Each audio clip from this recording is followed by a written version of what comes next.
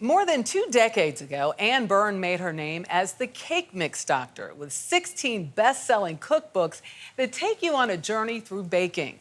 The journalist, food historian, and native Southerner has spent the last 3 years working on a comprehensive book about an influential culinary tradition in baking in the American South. Byrn offers 200 recipes from home kitchens, bakeries, and even the White House. Recipes that explore the South's complicated past and present. If you're looking for Southern baking techniques, Anne Byrn's kitchen is a pretty good place to start. So this is day 2 on the yeast roll dough. I just combined a little vegetable shortening. I used chosen avocado oil shortening. She began with Ella Beasley's refrigerator rolls. Ella had the monopoly on these rolls for years because she sold them and we didn't know how to make them. So putting this recipe in my book and making it, I can tell you I have figured out roll making in the South. Those rolls are just one of 200 recipes found in Byrn's latest cookbook, Baking in the American South. It's the 16th from the former food editor for the Atlanta Journal-Constitution. Her most famous, published in 1999, started as a newspaper article. The year before, when all of my children were really young and we were about to go on vacation, and I thought, what story can I just whip out? And just like that, and I thought of that, my mother making all these cakes, starting with a cake mix. And so I collected some of her recipes and a few others, and I wrote this story, and it was called The Doctor Is In, and everybody went crazy over it. That article earned Byrn the moniker the Cake Mix Doctor, but her new book is a bit of a turn for the Tennessee native. The anthology traces not just the ingredients, but the untold stories of the people who contributed to the art of Southern baking. There were recipes in the South that I thought was just all delicious. Maybe a meringue pie, sweet potato pie. I mean, what is wrong with that? But if you're making those pies for someone and you're not paid well, or you're enslaved, I mean, think about how baking is not always warm and fuzzy. That was a revelation to me writing this book. That something that I loved so much and valued so much could have such dark stories. So she included recipes from across the culinary spectrum, renowned chefs, entertainers, writers, activists, and home cooks. Some like Zephyr Wright, the chef whose journey through the segregated South to Washington for President Lyndon Johnson was perilous. She told President Johnson this, and he said that it was influential to his signing the Civil Rights Act of 1964. I didn't know that. I wasn't taught that in history class. Now she's hoping to preserve those traditions while mixing in a dash of her own Nashville roots. My mother loved to bake homemade bread.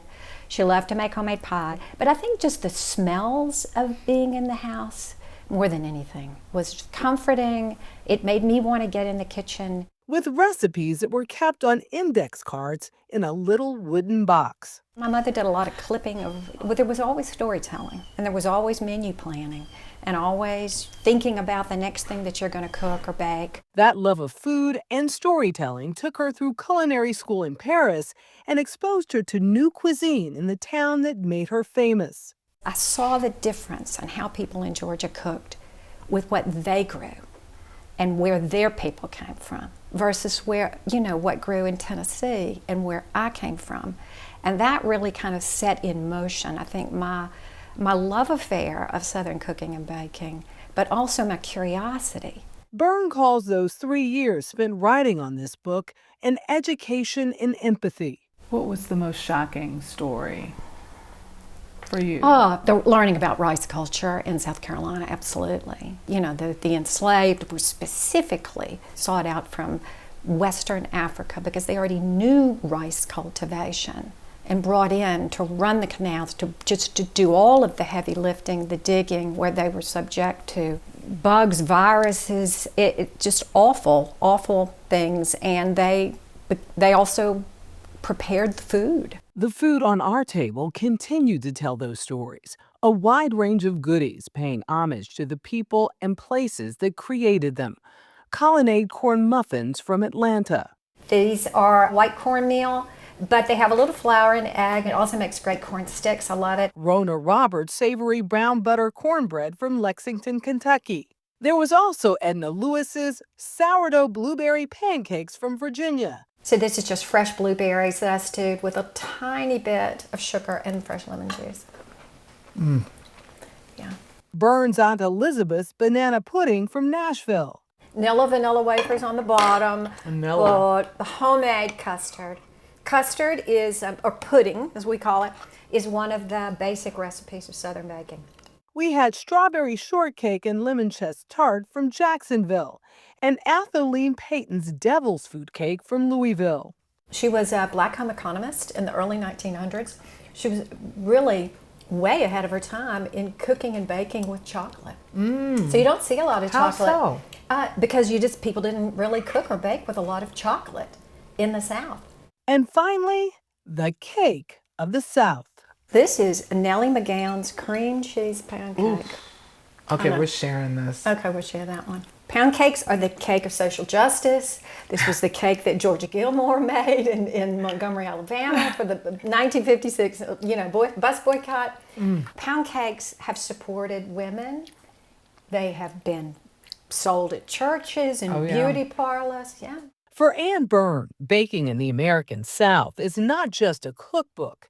It's a badge of honor for a people that have known poverty and wealth, pride and shame, darkness and light. These recipes are their legacy, an honest account of their journeys from a Southerner who says her eyes are wide open. Is there still racial prejudice? Yes. Is there still scarcity? Yes. Are there differences between what's available in one county, one state, whatever? Yes, there really is. And I think that is something that we can learn from. We can look at history and we can say, do we want to make these same mistakes again? She and her book were just fascinating, but I have to start with the banana pudding, which was my childhood favorite. It's so good. It's not Aunt Elizabeth's banana pudding, but she wanted us to have a little taste of something. But you think about what she accomplishes in her book, and it really is an eye-opener because you have everyone from Minnie Pearl, remember the country singer, to Barbara Bush, to Jimmy Carter, to Zora Neale Hurston, giving recipes to life. And I love it. It is stories. And as somebody who loves to bake, every recipe does come with a story. And those reminders when she talked about the smell, all of that scent that you have go into it. Such a beautiful combination. And she gives full credit to everybody in every region. I love that about her. Really good banana pudding, by the way.